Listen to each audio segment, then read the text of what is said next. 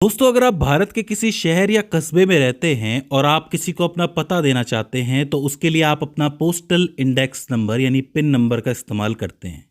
ये pin number बताता है कि आप कौन से जोन से हो, कौन से राज्य से हो, कौन से ज़िले से हो और कौन से कस्बे से हो।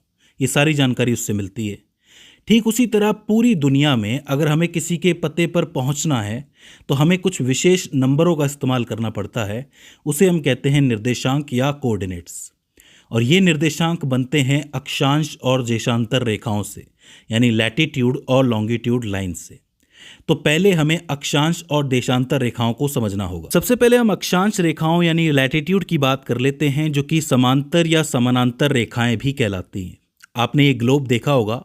इस ग्लोब पर दिखने वाली जो क्षैतिज रेखाएं हैं, जो इस तरीके से आपको नजर आती हैं, ये सब अक्षांश रेखाएं कहलाती हैं। इन अक्षांश रेखाओं में सबसे मुख्य होती है मध्य बिंदु से गुजरने वाली भूमध्य रेखा, जो कि पृथ्वी को उत्तरी और दक्षिणी गोलार्ध के अंदर बांट देती है। ये जो रेखा है, ये पूरी तरह रेखा भी नहीं है, ये एक पूरा वृत्त है। इसको अक्षांश वृत्त या फिर अक्षांश सर्कल कहा जाता है। इसी को हिंदी में विषुवत रेखा या विषुवत वृत्त भी कहा जाता है, यानी विषुवत सर्कल जिसको आप कह सकते हो। अब ये तो भूमध्य रेखा होती है जो 0 डिग्री पे खींची जाती है। इसके बाद 1 डिग्री पे एक और रेखा खींची जाती है, 2 डिग्री पे दूसरी, 3 डिग्री पे तीसरी। इस तरीके से टोटल हम ध्रुव तक चलते हैं और धीरे धीरे आप देखोगे कि इसका साइज बिल्कुल छोटा होता जाता है। ध्यान देने वाली बात यह है कि ये जो 1 डिग्री आपको नजर आ रहा है, 1 degree is equals to 110.567 kilometre. यानी कि दो अक्षांश रेखाओं के बीच की दूरी कितनी होती है? 110.567 किलोमीटर। याद रखना इंपॉर्टेंट है, सवाल बन सकता है। लेकिन जैसे जैसे आप ध्रुव की तरफ बढ़ते हो और ध्रुव पे पहुंच जाते हो तो आपको पता है कि ध्रुव पे तो ज़मीन बिल्कुल सपाट है, बिल्कुल सीधी है। तो वहाँ पर सर्कल नहीं बनाते हम लोग, वहाँ पे पॉइंट बनाते हैं, बिंदु बनाते हैं। जैसे यहाँ तो वृत्त बना हुआ है, यहाँ पे हमें बिंदु बनाना पड़ेगा। और यहाँ से यहाँ तक की जो दूरी है वो कितनी होगी? 111.699 किलोमीटर। ये बात आपको याद रखनी है कि ध्रुव की तरफ आप जब जाते हो और ध्रुव पे पहुंच जाते हो तो दोनों के बीच की दूरी 111.699 किलोमीटर हो जाती है। बाकी की जो अक्षांश रेखाएं हैं उनकी बीच की दूरी तो इतनी ही रहेगी, 110.567 किलोमीटर। अब यहाँ पे एक जरूरी नोट और लिख लो कि चूंकि पृथ्वी की सतह पूरी तरह प्लेन नहीं होती है, आड़ी टेढ़ी होती है कुछ इस तरीके से, तो ये जो आंकड़ा है 110.567 किलोमीटर, ये थोड़ा ऊपर नीचे हो सकता है।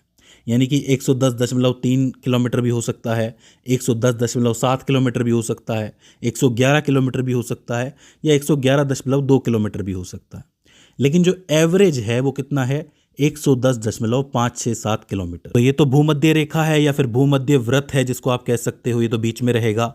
जब आप उत्तर की तरफ लाइनें खींचोगे या सर्कल बनाओगे तो वो नॉर्थ की तरफ जा रही हैं, तो आपको एन लिखना पड़ेगा।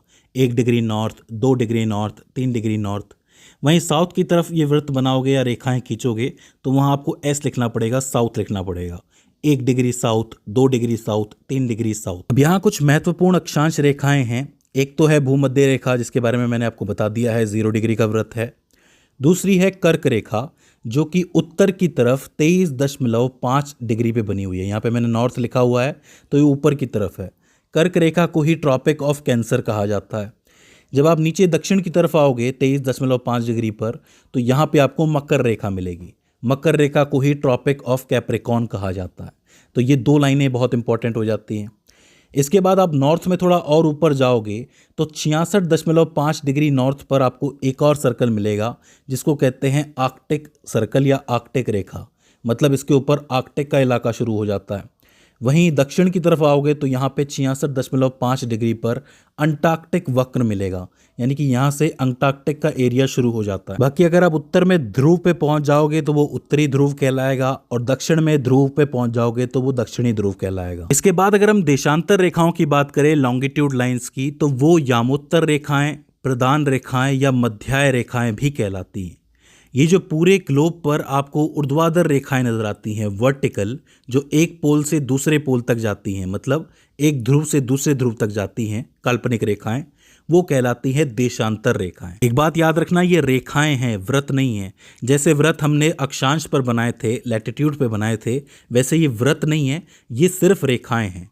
तो इसका अर्थ यह है कि टोटल 360 रेखाएं हैं जो कि इस तरीके से पूरे ग्लोब पर खींची जाती हैं। अब पृथ्वी के बीचों बीच उत्तरी ध्रुव से दक्षिणी ध्रुव के बीच में एक काल्पनिक रेखा खींची गई है, जिसे हम प्रधान मध्याय या प्राइम मेरिडियन कह सकते हैं। जो बिल्कुल भूमध्य रेखा की तरह होती है बीचों बीच, परंतु ये ऊर्ध्वाधर होती है। अब यूं तो हम प्रधान मध्याय किसी को भी मान सकते हैं, क्योंकि अगर आप एक गोल चीज़ ले लोगे और गोल चीज़ में ऐसी रेखाएं खींचोगे तो वो बीच में ही कहलाएगी, क्योंकि आप गोल चीज़ को मोड़ दो तो कोई भी रेखा बीच में आ जाएगी। इसलिए हमें प्रधान मध्याय मानना पड़ता है कि भाई ये प्रधान मध्याय कहलाएगा। इसीलिए पश्चिम के देशों में एक विशेष रेखा है जो लंदन शहर से होकर गुजरती है, जिसका नाम है ग्रीनविच रेखा, जो कि प्रधान मध्याय मानी गई है। मतलब हमने उसको प्रधान मध्याय माना है क्योंकि वहीं पे खोजी गई थी ये लाइन, इसीलिए हमने इसको मान लिया है।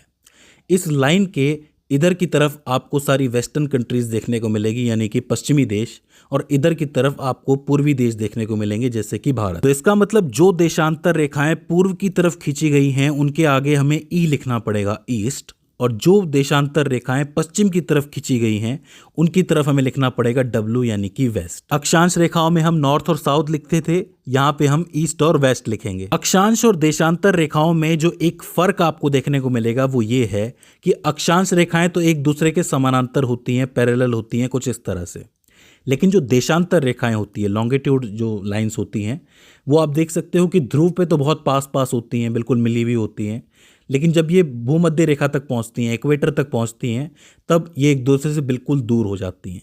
जो लॉन्गेस्ट डिस्टेंस इनके बीच में होता है वो भूमध्य रेखा पे ही देखने को मिलता है, जो कि लगभग 111.32 किलोमीटर का होता है। याद रखना, 111.32 किलोमीटर। अब जब आप अक्षांश और देशांतर रेखाओं को एक साथ खींच दोगे तो आपको ग्लोब पे कुछ बॉक्सेस बने हुए नजर आएंगे, डिब्बे बने हुए नजर आएंगे। इन डिब्बों को ही कहा जाता है ग्रिड, समझिए, ग्रिड। और जहां अक्षांश और देशांतर रेखाएं आपस में मिलती हैं उस जगह को हम लोग कहते हैं कोऑर्डिनेट या फिर निर्देशांक। उदाहरण के तौर पे अगर मुझे भारत का एड्रेस जानना है थोड़ी देर के लिए, तो भारत कहाँ है? सबसे पहले तो भारत है उत्तरी गोलार्ध के अंदर, आपको नजर आएगा नॉर्थ साइड में। उसके बाद भारत ईस्ट में है कि वेस्ट में है? ईस्ट में है। तो भारत का एड्रेस कहाँ मिलेगा आपको? उत्तर पूर्वी गोलार्ध के अंदर मिलेगा। आप देखो ध्यान से कि उत्तर की तरफ है, पूर्व की तरफ है, तो उत्तर पूर्वी गोलार्ध में मिलेगा। भारत के एग्जैक्ट निर्देशांक मैं आपको बता देता हूं, 8 डिग्री 4 आर्क मिनट नॉर्थ से लेके 37 डिग्री 6 आर्क मिनट नॉर्थ के बीच में, ये तो हैं अक्षांश रेखाएं, लैटिट्यूड।